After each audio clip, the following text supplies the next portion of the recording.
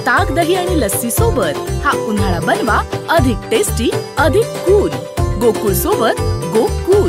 लोकसभा निवडणुकीत राजे छत्रपती शाहू महाराज प्रचंड बहुमताने विजयी झाले। छत्रपती शाहू महाराज यांच्या विजयाचा आनंद सगळ्यांना होता, पण करवीर तालुक्यातील बहिरेश्वर गावात शांतता पसरली होती। आमदार पी.एन. पाटील यांनी शाहू महाराजांच्या विजयासाठी प्रचारात महत्त्वाची भूमिका बजावली।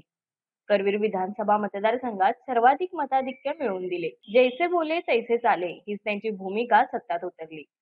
पण आता या विजयाचा गुलाल लावायला ते नसल्याने कार्यकर्त्यांमध्ये शुकशुकाट दिसून येत होता। ना गुलालाची उधळण, ना फटाकेबाजी, ना रॅली, ना जल्लोष। तरुण वर्ग आमदार पी.एन. पाटील यांच्या आठवणीने भावुक झाला होता। कार्यकर्ते या विजयात आमदार पी.एन. पाटील यांच्या स्मृती जाग्या करायला विसरले नाहीत। आज या बहिरेश्वर गावामध्ये कुठलीही इलेक्शन असू दे, इतका मोठा जल्लोष असतो, गुलालाचे थर पडतात। पण राजे आले बरोबरच आम्हाला पण आनंद आहे, पण हा आनंद साजरा करण्यासाठी आमचे साहेब आम्हाला पाहिजे होते, पण ते आज नाही आहेत। पण गड आलाय पण सिंह गेलाय। पण खरोखरच आम्हाला फार मनापासून खेद वाटतोय की हा जल्लोष बघण्यासाठी आमचे साहेब या ठिकाणी पाहिजे होते आणि साहेबांची गरज होती आम्हाला। येणाऱ्या इलेक्शनमध्ये खरोखरच आम्हाला साहेब पाहिजे होते आणि साहेबांची उणीव आम्हाला कायम भासत राहील।